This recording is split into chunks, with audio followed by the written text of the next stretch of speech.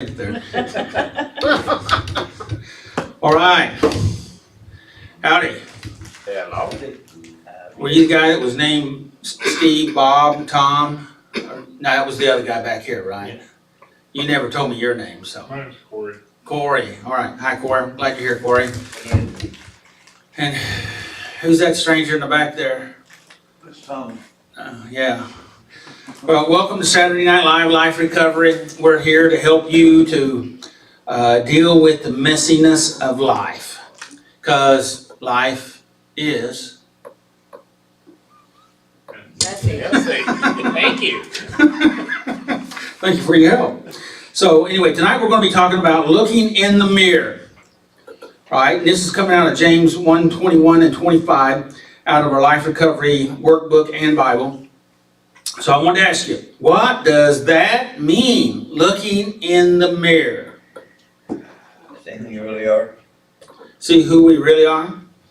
What does that mean? Well, who we are in this reality. I didn't catch that. Who we are in this reality. In this reality. But in the true reality, we're Talk to somebody like me that don't know what, don't know too much. There's two different realities. There's this reality and there's God's reality. And God's reality. In God's reality, He sees us as He sees us. Okay. In our reality, we see ourselves as we see ourselves. Yeah. We see ourselves as messed up, but God sees us as His. So what's the point here, looking in the mirror? The point is to get us as close to what God sees us as possible, so we can see us as God sees us. Well, that could be. Took us a while to get there, but that could be. I think that when we look in the mirror to see ourselves, our true intentions, so we can better ourselves. Ah. The reason and the True intentions. What does that mean? Well, that means if I'm not sitting out here gaslighting or manipulating somebody to get what I want. So you're saying not gaslighting yourself. Right. Can you gaslight yourself? Huh? Can you gaslight yourself? I'm not saying gaslight myself, gaslighting others. Yeah, but can you gaslight yourself? I want to see my intents. Hey, answer my question. Can you gaslight yourself? Yes. I agree. I look in the mirror, comb my As a hair. matter of fact, it's hard to gaslight anyone else but yourself. Yeah. The point here is, and everybody's kind of touching on it, and we're going to touch a whole night on it, is that a mirror is, yes, to look on the outside, but this is not really the mirror he's talking about. He's talking about the mirror of looking on the inside and figuring out what's going on in there. And looking at that, am I playing games with myself? Am I blowing smoke? Am I trying to lie to myself? One of the biggest problems is when we lie to ourselves. Anybody here ever done that before? Yep. How'd that work out for you? Here.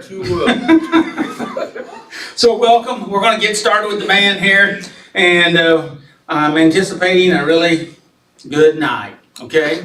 So strap in. Let's go. All daily reflection. Yeah.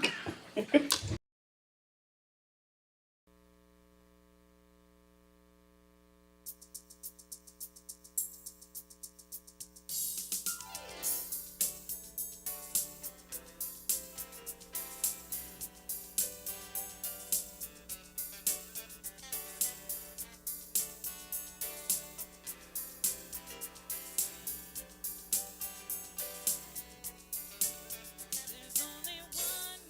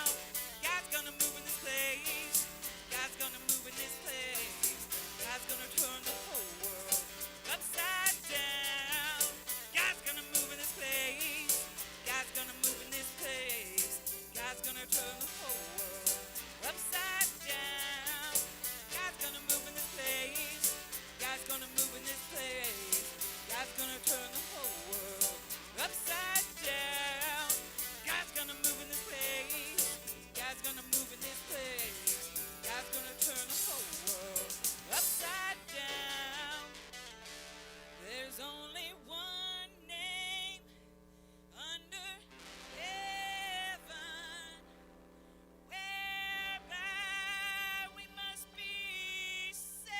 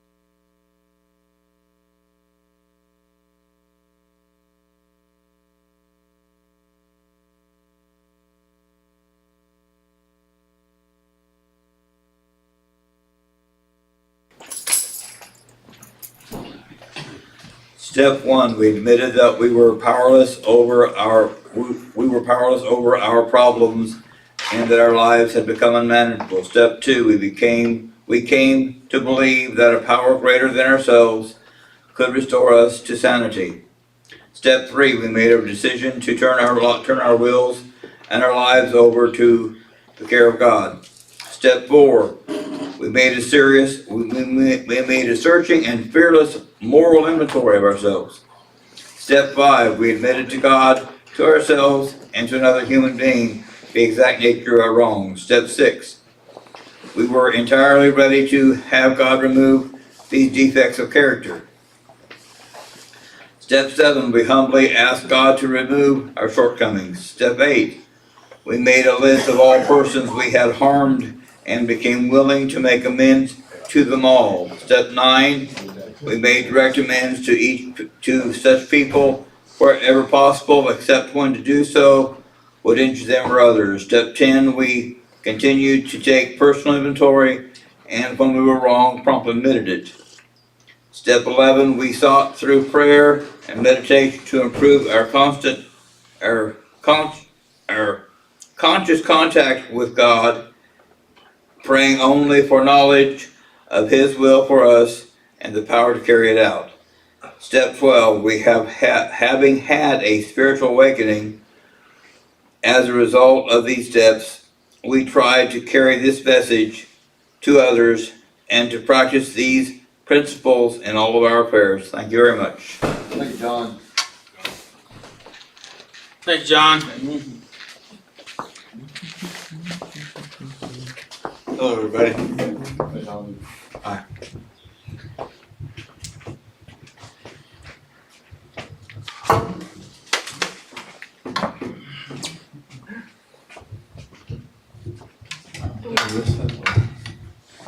There we go. Oh, it's getting kind of cold out there. You like it?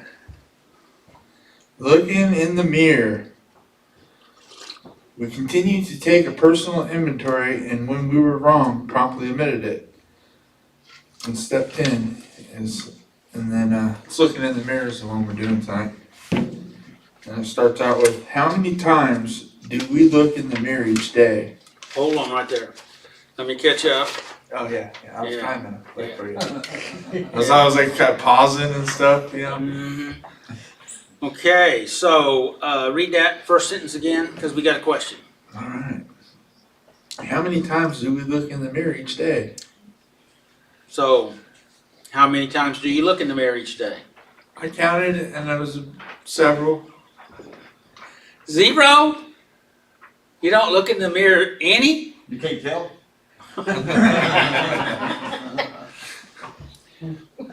Anybody else? How many times you look in the mirror?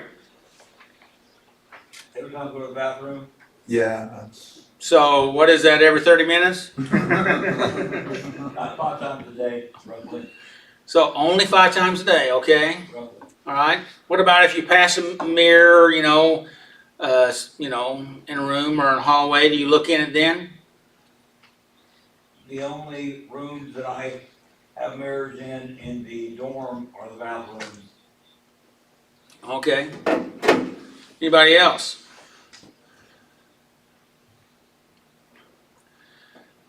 Everybody but Will looks in the mirror some, right? Right? Looking in the mirror in the You bathroom. what? I don't own a mirror. so- You don't own a Yeah, mirror. that's why. It's not Okay, like wait I- a second. Do you drive a vehicle? Yes, but I don't have a rear view mirror, because I'm only worried about what's in front of me. Yes, I always got an answer.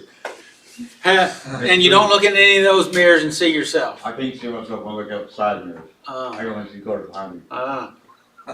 Apparently not too well at that. But okay. Boy, you got an answer for everything. You've worked on this, haven't you? I've been studying this week. But the point here that I was hoping to make, and thank you for your help, Will, that most of us, most real humans, how about that, actually look in the mirror. You work on a job, and I bet you they have a restroom there, right? Yes, but no mirrors. I promise. I promise they have no mirrors.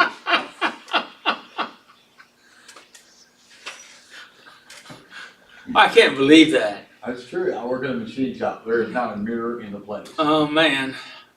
That means something, but I don't know for sure what it means. I mean, they only hire ugly people and they don't want us to know it. Okay, so anyway, the idea was for us to think, all of us but Will can think, you know, we look in the mirror multiple times a day. And to check, see what's going on,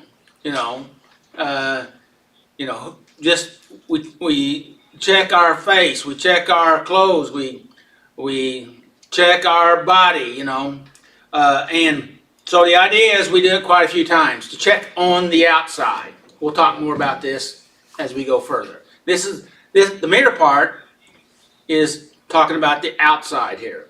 Go ahead. Suppose we looked in the mirror and found that we had mustard smeared around our mouth. Wouldn't we immediately wash our face and clean up the problem? Wait a second, let's ask Will that. See, the problem is I don't really care about the way I look on the outside. It's really, really more important to me on how I respond. This 10th step is my favorite step, by the way.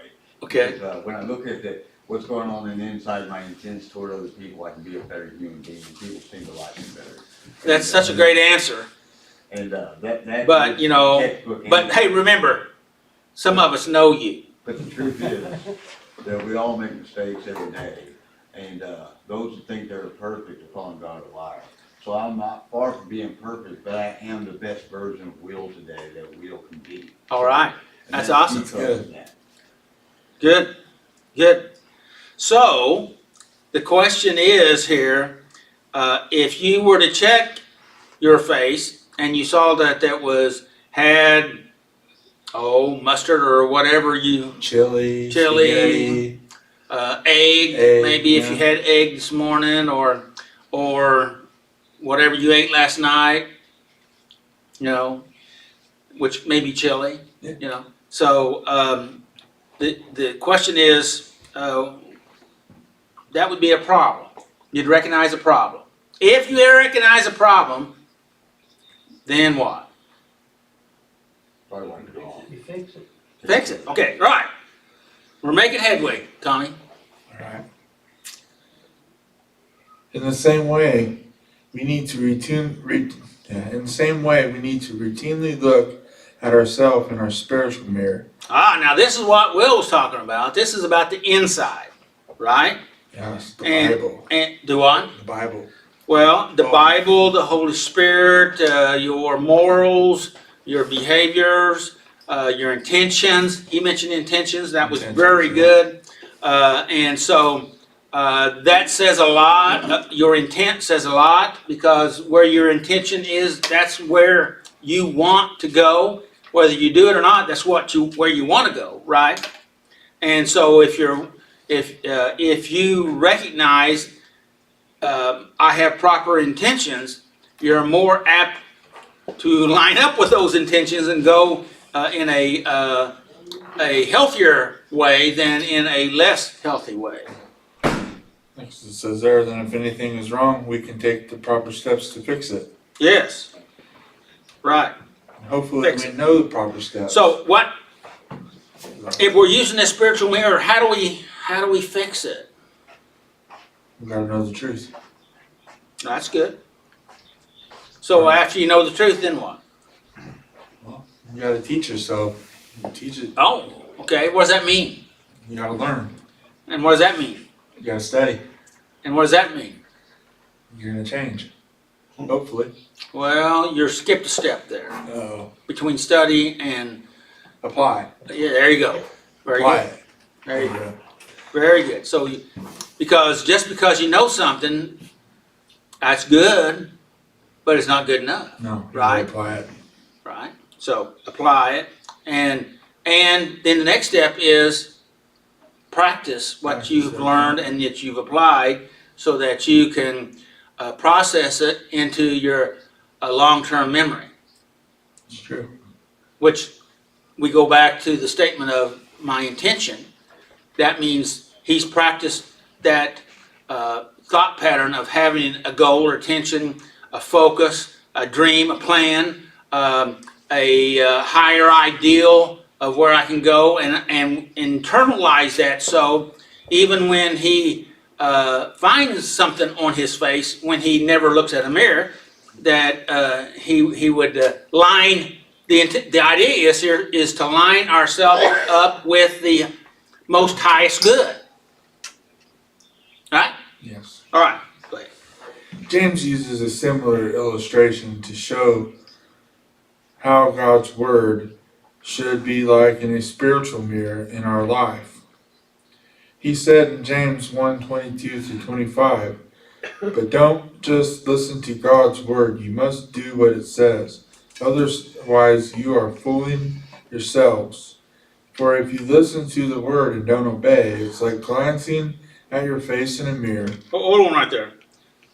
I circled that word obey because we have a problem with the word obey. Most of us, right? Yeah. We obey to a certain extent. What would you call that? I obey to a certain extent. Till it hurts. What? So, That's you spoke the truth, so let's change that word. Can we change that word legally? Biden does it all the time. Do what? Biden does it all the time. Okay, let's change that word. And could we, anybody want to suggest a word? I got one if you, go ahead. respond, okay? So let's back up and read that sentence again and put respond, don't respond in there instead of don't obey. For if you listen to the Word and don't respond. How's that, is that better? Oh, okay, yeah. So don't respond. What? I don't know if I like that though, Okay, tell me about it. because you could respond negatively, and that's not necessarily doing what he asks. I mean, either way, whether we obey or don't obey, we're responding. Oh, that's true, and that's the reason why I picked that word. What about willingness instead of obedience? We. Sorry, I'm throwing. No, that's all right. We don't. All right, let's back up. Let's back up and read the sentence again. See if this will work. With willingness? Yeah. Okay. Otherwise, For if we listen, okay, yeah, there we are. and we're talking about listening. Okay, we hear it like we was talking about a while ago. We hear the word. We hear something. We hear instruction. We hear that there's a problem here. Okay, right? Go ahead.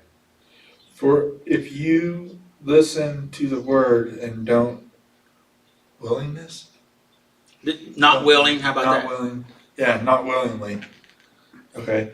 For if you listen to the Word and they're not willing. It is like. It is like glancing at your face in a mirror. You see yourself, walk away, and forget what you look like. But if you look carefully into the perfect law that sets you free. You know what? Yeah, what are we talking about? We're talking about something to help us course correct.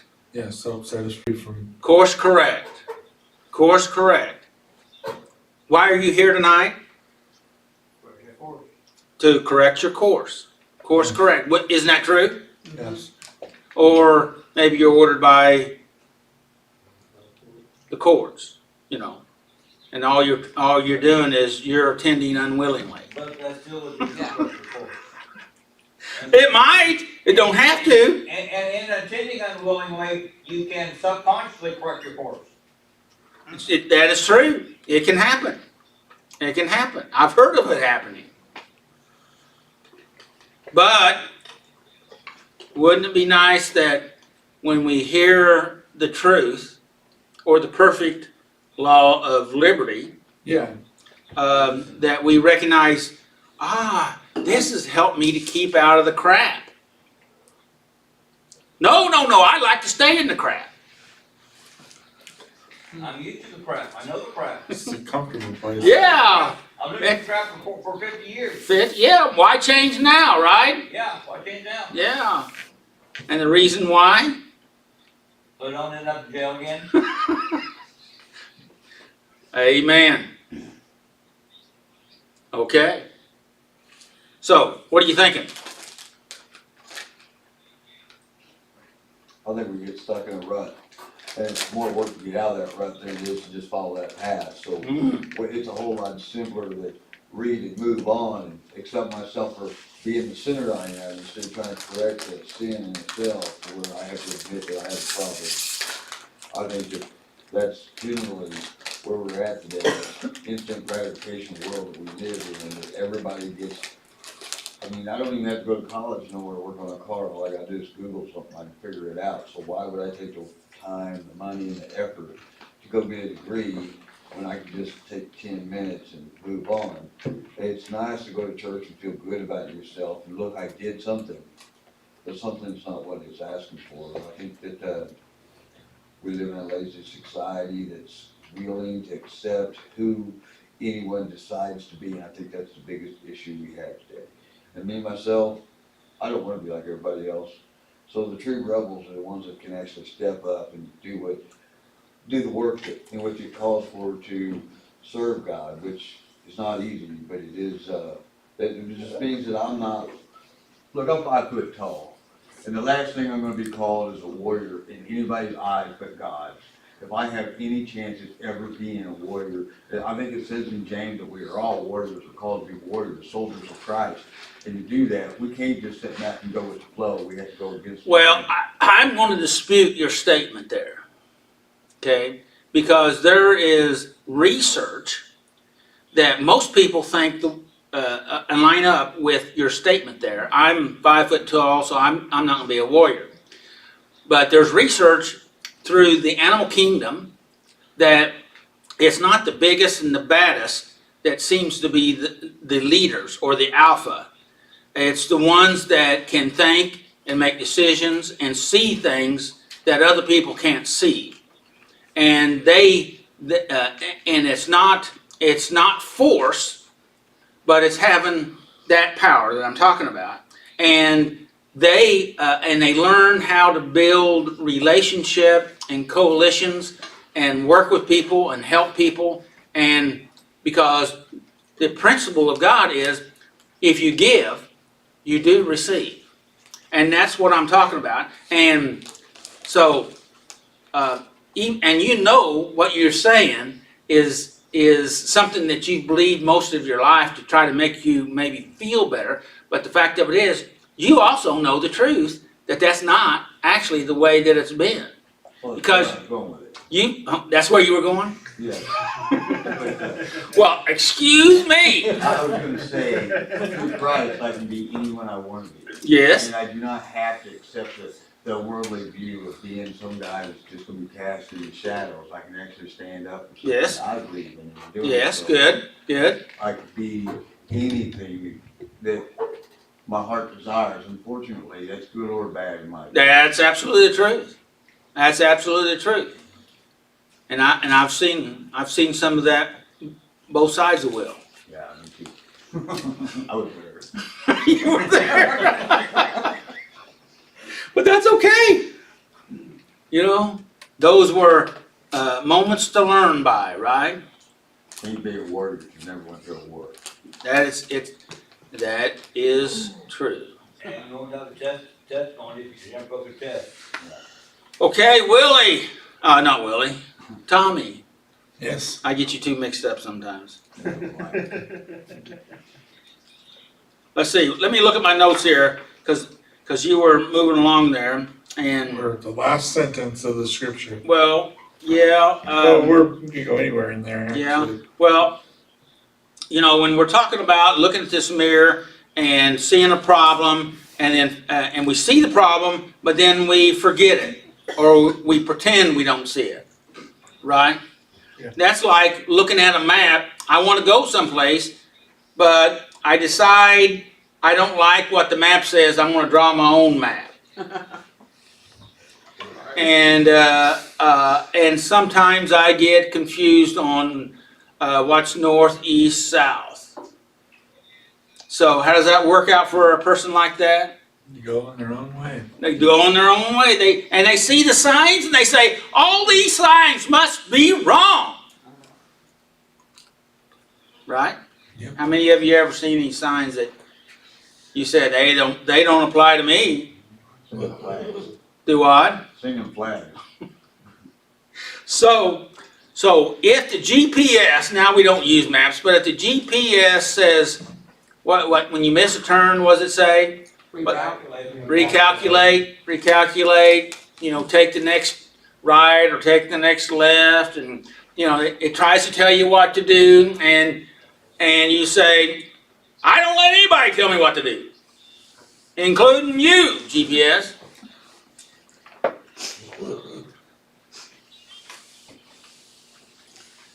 That sounds kind of irrational. How about that word? Familiar? I have conversations with my GPS like that.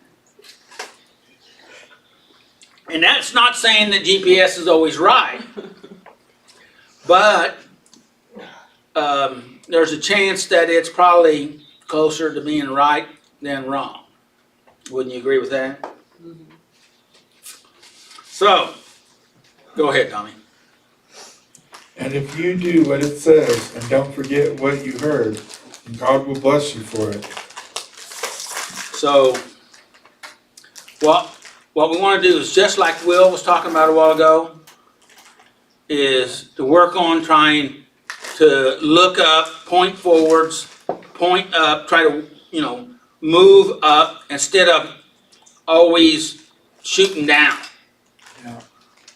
And so if we can do that, if we can stop and make sure that we're going the right direction, how about that? All right. So we're talking about this inside here, and we're looking for, if we're using this internal mirror, we're looking for the potential of the highest good for our life. Isn't that what we all really want? Highest good? Yes. Sometimes when we get overwhelmed, then we'll take the best way out, or numb out, or lie out, and it's hard. It But creates more problems. yes, it does, and we just keep, if we keep choosing to go down. What was it you said a while ago, Will, about? I was thinking you said something about, in the ditch or in the gutter or something like that. It's real easy to get stuck in a rut and not work your way out. Yeah, and you pointed up when you said out. Right. Right. A rut never goes up, it always goes down. Yes, and the trouble is, we seem to go more down than up. And that's what we're talking about, is trying to do more up than down. Would you agree with that? Yep. I pulled you into that one, did you notice that? Yeah. You can say thank you. Sure. Okay, Willie, no, Tommy? You're not quite done yet. The illustration supports the sensibleness. This illustration supports the sensibleness of making a routine personal inventory. Now, what is that? Why? Let's just ask the question. Why? Why do we want to make a routine personal inventory? Why? Keep up to date with myself. Oh, that's good. That's good. Does anybody here ever turn your phone off and then turn it back on to let it update? To recalculate? You're supposed to do Oh yeah. And but we may need to do more updates than just how every time we turn our phone off. Which, like Will, he never turns his phone off. So I just did. okay, go ahead. We need to, or as we examine our life, we need to respond with immediate action if something has changed since we last looked. If What do we, you think that means? oh, because things come up in life and like something may have snuck its way in, or you may have decided to start doing something new in life without really looking at it. That's what I kind of thought about. Expound on that thought. Just letting things slip in my life that I didn't really think about, and they seemed fun at the time, and then all of a sudden later they just seemed like a drag maybe on my finances, or maybe this wasn't very Can you give us a productive. better picture of that? Video games. Ah, I'm playing video games, I get kind of lost in that sometimes, and I have to check myself and say, hey, no, you should be doing something different. Because I spend money on them, waste my time with them. so are you saying, this is a tricky question, all right? Yeah. Are you saying then, video games are all bad? No, Okay, just the time that I spent with them. Because I didn't take care of my normal stuff that I had to do. I was just constantly playing games. so you let other stuff go. Yes. You and looking at your routine gives you an opportunity to do that inventory, to say, well, how come I didn't get this done, or why didn't I get this bill paid, or how come I don't have any money now, or, Yep. Because I blew it all on video games. No. okay, all right, thank you, go ahead. If you put off taking care of a problem, it may soon slip our mind. Now that, yeah. So what's that telling us? It could slip my mind and become like maybe an anger issue or something later on, or some type of resentment, At not taking care of it. Not yourself, myself, personally, yeah. but when you're angry at yourself, it usually comes out at somebody else, right? Exactly, very true. So then, it is telling us here that when we see that we need to take care of a problem, when we see a problem, then we need to what? Not let it slip our mind. And so, take action, Take action immediately. some kind of action, Yes. as Could best be action as small, you can, yeah. It could, because I've noticed with working these steps, like taking action may have been just so minimal, but as time goes on and I learn more from the steps, maybe sometimes it's a bigger step in a better direction. Good.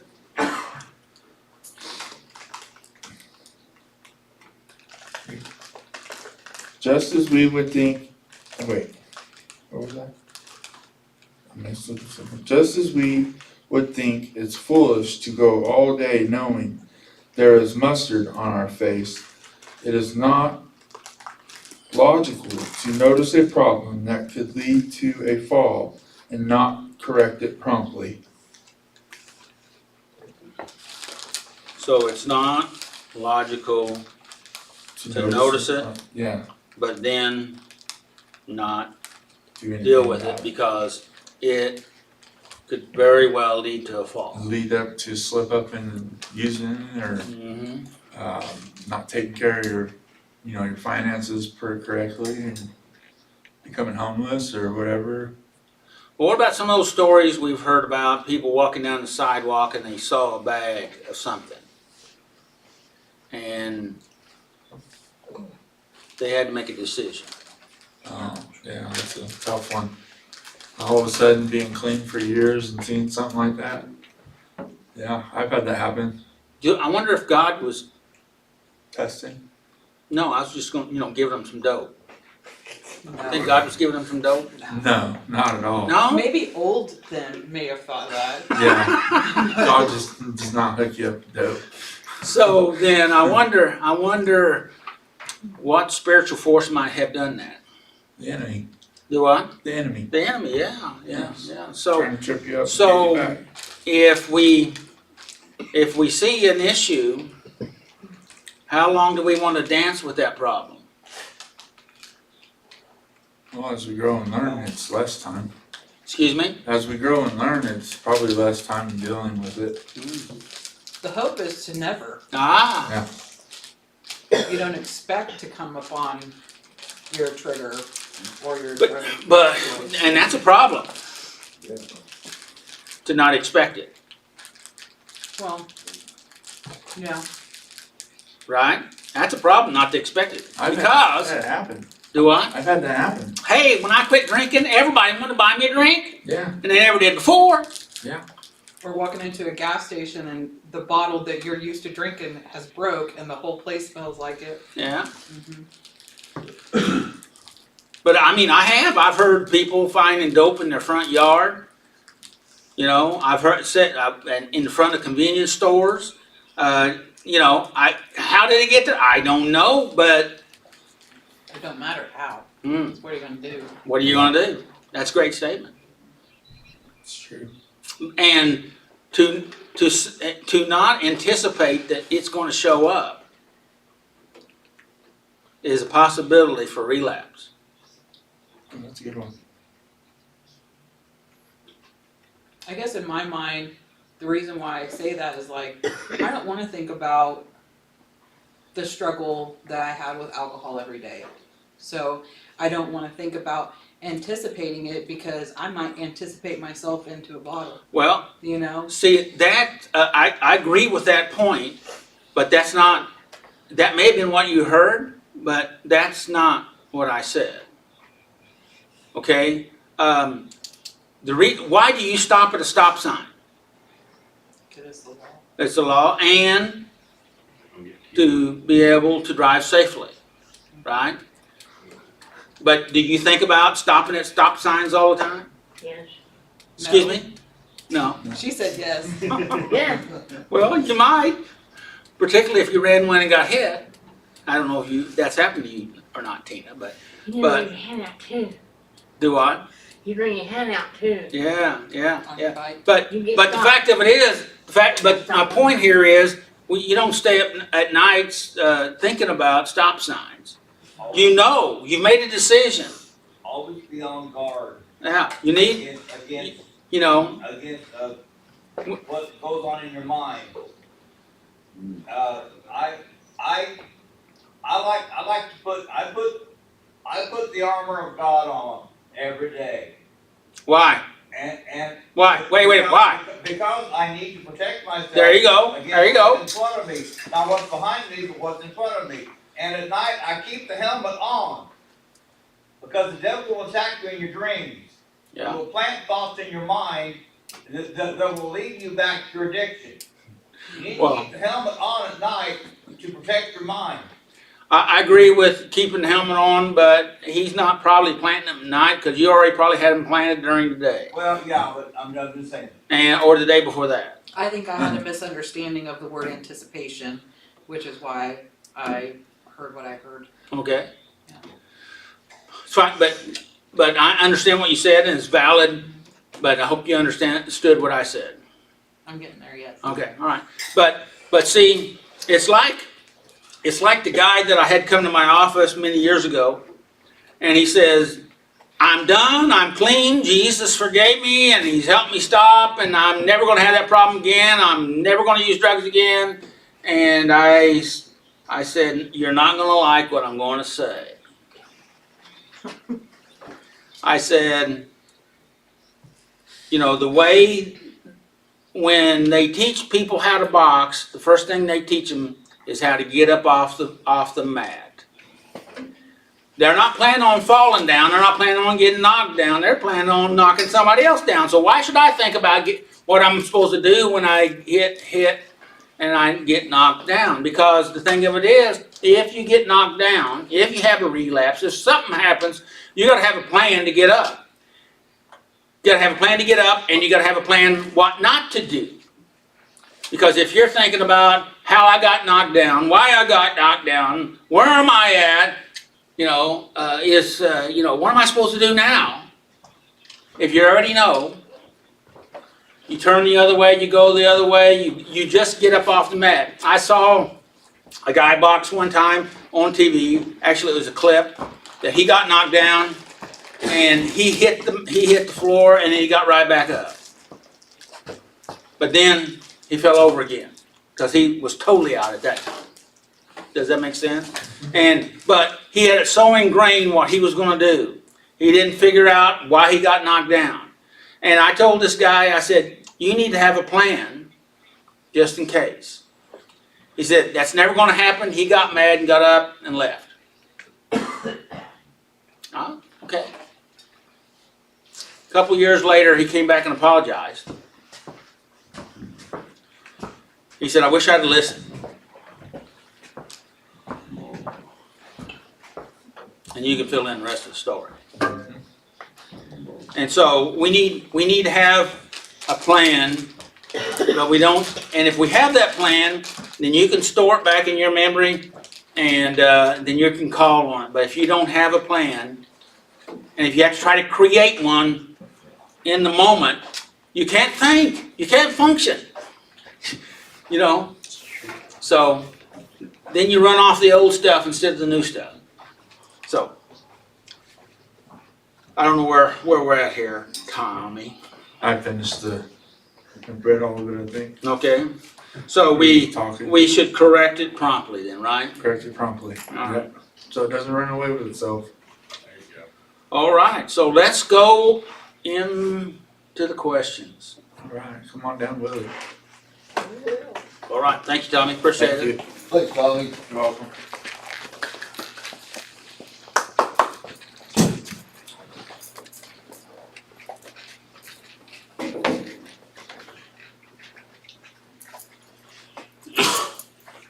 Excuse me.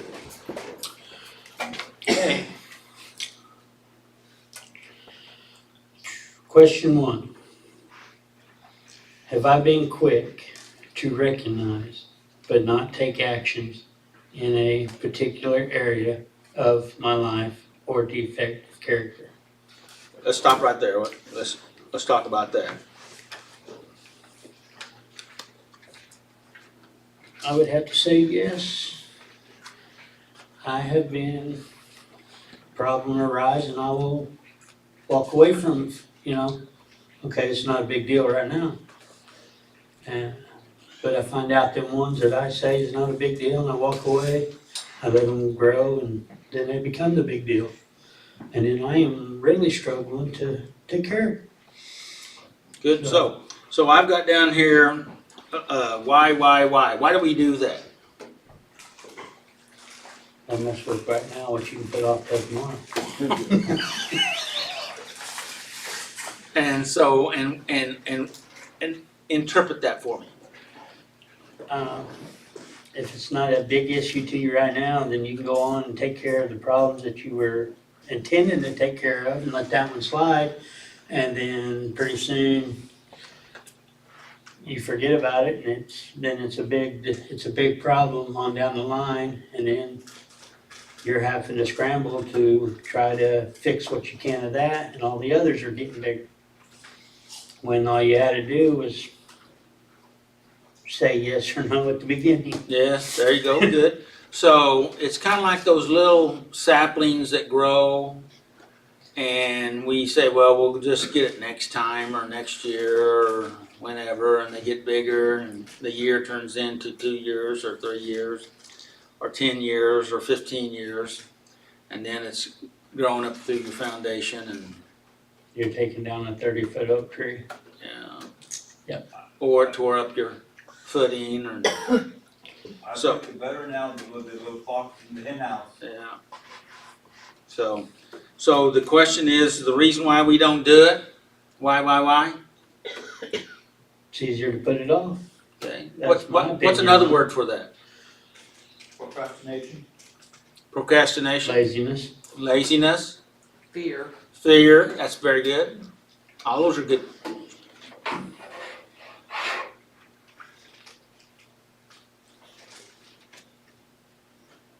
Corey, did you have a word? Denial, I guess. Denial, that's a good one. Okay. All right. So, let's hear what the rest of the question. If so, can I take action without self-criticism by going back through steps 5, 6, 7, 8, and 9 on this particular area of defect? So what they're saying here is, if you have an issue in this area that you see this is a problem, that I procrastinate, somebody said that, or I have fear, or I deny, or I'm lazy. I think there was another one in there that somebody said. I refuse. Excuse me? I refuse. Refuse? Refuse? Yes. Refuse to deal with a problem? Yep. Okay. Yeah. Cause that'll make it go away, right? Okay, so, the way to find out, because if you recognize a problem, or if you know there's something there and you need to find a problem, they're saying maybe you could go back and look at these previous steps, all right? So you think about you recognize a problem, but you didn't take action, all right? And so, won't you go ahead and read step 5?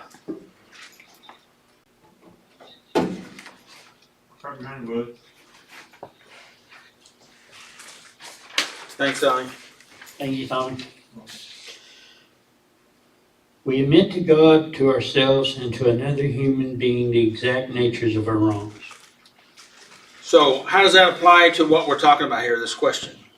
We're bringing it up, we're putting it out there, we're making it known. So is it important to you to find out what's going on? Why am I recognizing problem, but I'm not taking action? Are you interested? Is it important to you?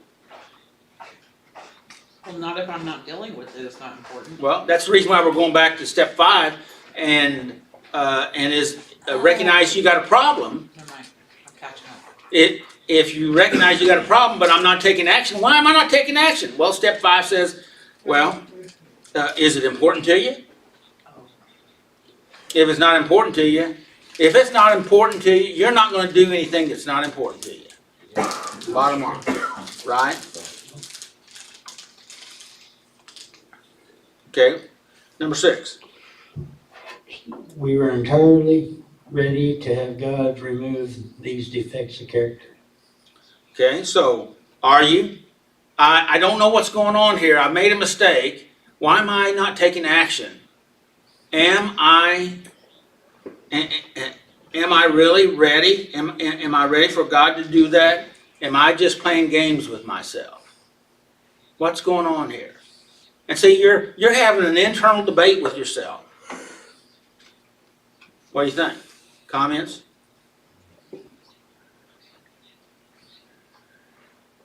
You think that's a good thing? Yes.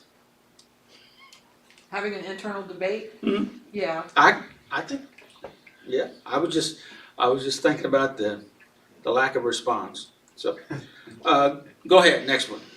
Step 7. We humbly ask God to remove our shortcomings. Okay. I wonder. I don't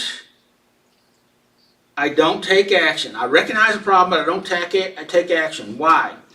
Could it be because I really don't want God to remove my shortcomings? Are you really serious?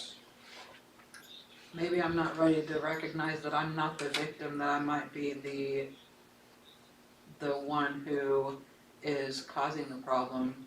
It's more comfortable being the victim in a situation than being whatever the opposite of that is. Mm-hmm. Because it's not always abuser, but it's self-sabotager or both. Yeah. That's good thought that you processing there. And so, step 7's asking, have we humbled ourselves and asked God to remove our shortcomings? Are you really serious? Or do you want to hang on to your stuff? You recognize the problem, but what was it saying? I deny that it's really a problem. I'm gonna pretend that it's okay. Are you serious? That's what I wrote in there. My notes is, are you serious? Are you serious? Are you serious yet? No, What? not if you're still in denial. Well, you know, everything's a process. It's all in degrees. You know, that's the reason why we're going through this slowly, because I asked Willie to read these steps. It's asked the question about it, and I wanted the process, go through the process, hopefully give you some tools of processing, and hopefully it's beneficial. Let's go to 8. We made a list of all the persons we had harmed and became willing to make amends to them all. Okay. If I recognize a problem here, but I don't want to take action, could it be in step 8 that I'm not really working on it? Are you working on it? Are you really working on your recovery? Are you, when the awareness comes up, this is a problem, do you block it out? Do you run over it? Do you numb it out with something? Do you get angry and go into a rage, which is another form of numbing, possibly? So the question is, are you working on your stuff? Okay. Did you make a list? Are you processing it? Or are you just, I don't know, this popped in my head, are you just treading water? I don't want to die, but I don't know if I really want to get well. Would anybody seriously be that way? Yes. Yes. You know, used to have a young lady several years ago that would come to the meeting, and the reason why she started coming is because she just wanted to stay alive, which is a good thing, right? But she had a list of things that she wasn't going to do and that she didn't like. Okay, but she wanted to stay alive. So that's not all bad, right? You got to stay alive to grow, to change. And she stayed alive. She stayed alive. And the next thing you know, there started being a shift. She started working on some stuff. She started talking. And, you know, nowadays, she has a really good, strong, healthy life. But it took some time. But she had to find a way to stay alive first, which maybe was treading water, which is good. You got to tread water to stay alive. But then after she tread some water and was willing and had a little bit of hope, a possibility, then she was able to do some of these other things. So here we are. Are you working on your stuff? That's what this means. If you're seeing a problem, you're not dealing with it, and then you might be not working on your stuff. I was going to say you might be a redneck, but I right. resemble that. yeah, all right. And we may have a redneck in here, or 2 or 3 or 4. All right, number 9. We made, Step 9. okay, step 9, we made direct amends to such people whenever possible, except when to do so would injure them or others. Okay, so if I've recognized the problem and I'm not dealing with it, it's messing up my life. I got defects in my character. I keep going to jail. I keep getting tickets. I keep getting evicted. I keep going from job to job to job. For some reason, nobody wants to hire me. Well, they hire you, but then they got to fire you because you can't get along with anybody. Hello? Yep. But it's all their fault. I can tell. Amen or oh me, right? And so are you taking proper action? Right? Are you dealing with making these amends and made a list? And see, the amends are more about you than it is about the others. Because see, it's about changing you. That's what recovery is. It's changing you. When you change, things happen. When you change, it affects everything around you. You affect everything around you when you didn't change. When you're angry, drunk, high, mean, violent, you affected everything around you that way. Right? Yep. Right? So when we have recovery and we deal with our stuff, and we are in the process. So the question is, I'm looking for the question. But you got the question there, Willie? If Can I go? have I been quick to recognize, But not take action. but not take action? All right, I wonder why we'd do that. I think it's hiding. What do you think? And then wouldn't you end up being the one on your list of people that you need to make amends with? Because this is, at this point, it is self-sabotaging behavior and you're hurting yourself more than anybody. I think that's an excellent point. Because the second part was like, can you take action without self-criticism? Yeah, right. And when we decide to go ahead and deal with our stuff, it's not about beating ourselves up. It's about making changes, growing, letting go, dealing with me on my list, because that's important. And in taking that action, and it may be little things in the beginning, but your dad was talking last week. He was talking about love thy neighbor as yourself, and we talked about that, and about that we have to really come to the place that we're really not at war with ourselves to be able to have healthy relationships with others. He didn't say it just like that, but that's, and if we are constantly tearing ourselves up and tearing ourselves down, and not forgiving ourselves, then we're poisoning our own garden. We do end up treating other people the way that we treat ourselves. It might not be loving. We might end up hating them as much as we hate ourselves, but Well, I don't know if we hate people more than we hate ourselves. I would agree with that. It could be about that. But the fact of it is, to get better, anger and fear has torments. And if we can walk in love, that brings healing. And I know it's a process. Go ahead and hit the last one, Willie. Last question. On what area or defect do I need to take action today, this week, this month? Well, any of them that'll keep me from moving forward. Whatever it takes to, whatever keeps me from looking in that mirror. 'Cause that's what I need to work on more than anything. All right. Thank you, Willie. Thank you. Any comments from anyone on what we've covered thus far? I'd just like to say I agree with her. I don't know the name, but I really agree that you cannot give something you don't have. And if you don't love yourself, you can't really show others love.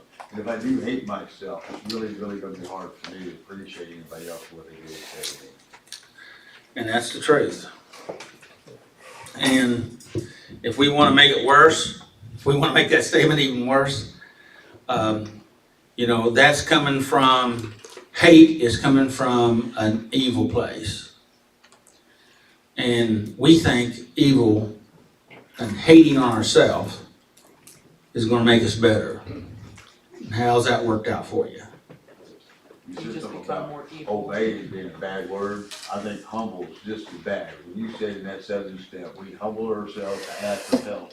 I think that humble is just as hard for most people to accept as to obey, especially where I've been the last few years. Well, I don't know that I disagree. But that's not the word that jumped out at me. It's what comes out to me. Well, maybe I'll reflect on that. Maybe I- So if we were to change that word, and I'm assuming you have, what did you modify it? How did you modify it? Well, I would think that, humbling is a great word. I'm not saying I'm scared of it today, but when I first got clean, Yeah, but give me the modification. What would you modify that word to? Stop beating around the bush and, maybe, acceptance. I mean, just, when I humble myself, that means I gotta accept I have a problem. And you know, I know people that is so afraid of acceptance, and I'm being absolutely serious. They are so afraid of acceptance. And they're afraid of being open. They're afraid of being vulnerable, you know, and because I was running a list of words, okay? I don't know that I'm open to finding a word that would, I guess I'm gonna have to get at the source, go to work. What do you think about that, Corey? And figure that out. Humility looks, we're right along there in the first step you have to take to get it, to start recovering. Mm-hmm. You have to be humble, because you have to admit you have a problem. In order to admit you have a problem, you need to be in a position where you could even admit you have problems at all, especially a big one. And maybe that's the reason why they use admit instead of humble, that very first word. So that may be the modifier right there. You said openly, I think you can, openly ask God to get rid of our character defects. Will said you were smart. I like humble. I think humility is where it all starts. It's where it all started for me. I had to be, God humbled me in ways that I didn't really like at first. I'm glad that He did, or I'm glad I was humbled in the ways I was, but, I would have never got clean if it wouldn't have been for, I would have never been happy being clean if it wasn't for being humble and realizing that I was doing wrong. Good. Congratulations. Thank you. So let me ask you a question. This is a research question here, Sure. if you don't mind. And you don't have to answer. Yes, sir. Okay. Excuse me? I said, yes, Doug. And that is, you're saying that you like the word now, humble, but did you like it in the beginning? Well, I mean, I knew the passage that God humbles the proud and gives glory to the humble, something like that. Mm-hmm. But no, I thought it was, I watched a thing one time about fake humility where people, hey, you play the piano? Yeah, well, I'm not very good. And to be fake humble, and, was something I probably was, where I was okay with being humble, but it wasn't really in areas that I was humble. And I could say it, but I probably wasn't a humble person. I was probably very vain. When social media came out, I was a young teenager, so I put everything out there for everybody to see all the time, and it was very hard to learn how to be humble after that. But when everything that went away, like when I quit selling drugs, and quit doing drugs, and the people weren't around anymore, and I had to make a decision. Well, do I want all these women back and all this power back, and go back to doing and selling drugs, or do I want to live and be, just me and God, or just me and my grandma? And so it was a sacrifice I had to make to kind of let some stuff go. I was going to say earlier that sometimes it's hard to get rid of defects and we have those reservations because it's part of who we are. There's some people that can go and drink and then carry on with their life, but for me it was everything about me was drugs. It was my whole entire life. And so for God to remove that from me, you're talking about part of who I am and my identity and what I've lived for and done for a good portion of my life, and to remove that and I'm not quite sure what's going to replace it is kind of scary. It would be. So I know, this life that I have lived, and to have God remove that and be different and is, I think scary for some people. I think you're correct, and that's more in the realm of surrendering. And that's tough, and oftentimes, particularly for us guys, we think surrender means compromise or being passive. What does that mean? White flags. Oh, yeah, surrender. And that's, in fact, what we're actually talking about is actually more courageous and requires courage and strength to walk in that humbleness or willing to surrender and walk in that instead of trying to tap into this. You used the word power, but I think it was more of different kinds of forces that you were using. They're elusive. They will grab you, and that's, you stop and think about it. Jesus, when the devil came to Jesus, he made all those offers, and that was all those different things to try to basically sweep him off his feet. And have we not all had some of those things offered to us one way or another, or multiple times? Oh, don't worry, this is easy. All right. By the way, we're going to close. We're over time, but my final note here: we're going to Sunday night. We're going to be having an event. If it's not a downpour, we're going to have right out here in the parking lot. That's the reason why it's marked off trunk or treat, and it's going to have hot dogs and chips, and that's what some of this food back here was for our event Saturday night, and that starts at 6 p.m. If it's raining, we'll be over in the fellowship hall. Do you have more flyers? Yeah, got some back here on the table, just like this. Oh. And I was going to talk about a couple different areas, but we're out of time, so you guys did good. Thank you, Tommy. Thanks. Thank you, Will, for your input, and Corey and Vanessa, thanks for your input. Willie, Tommy, John. So may the Lord bless you, keep you, may his face shine upon you and give you his peace. And again, make healthy choices. Right? Till next time.